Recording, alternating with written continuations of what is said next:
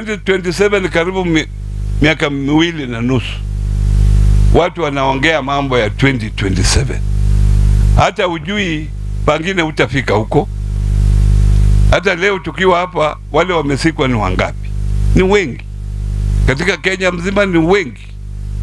So wewe kuja kama umepewa nafasi ya kuchakuliwa ukiwa kiongozi kiwango chochote, wewe kuja mbele ya wananchi na waambie yale utawafanyia ukiwa kwa hiyo kiti.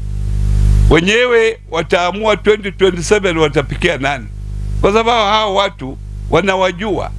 Kama wewe umefanya kazi, wanajua wewe umefanya kazi, watakurudisha kama wewe wanaona ulifanya kazi nzuri.